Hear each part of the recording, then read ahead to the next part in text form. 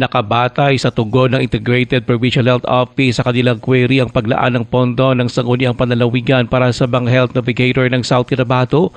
Binigyan din ito ni Vice Governor at SP Presiding Officer Dr. Arthur Picoy Jr.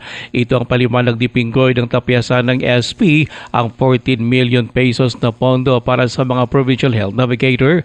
Nilinaw naman ni Pinggoy na magkakaroon lang ng epekto kung sakali ang pagbawas ng pondo sa huling quarter ng taon. Pero ayon pa kay Pinggoy, maaari pa rin ibalik ang nabawas na pondo sa pamamagitan ng supplemental budget. Ito ayon pa kay Pinggoy ay kung mapunan ang pangailangan sa higit 11,000 health navigators ng lalawigan.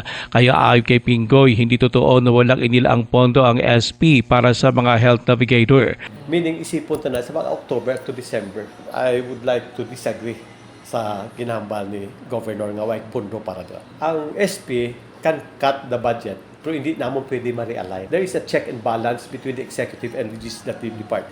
Ang tanaw sang SP, tama man ang ila. Ang gusto ni Governor, sundon kita iya. Nga agapati kita kuya, nga away kita exclusive nga kaalam sa kalibutan. Si South Cotabato Vice Governor Arthur Picoy Jr.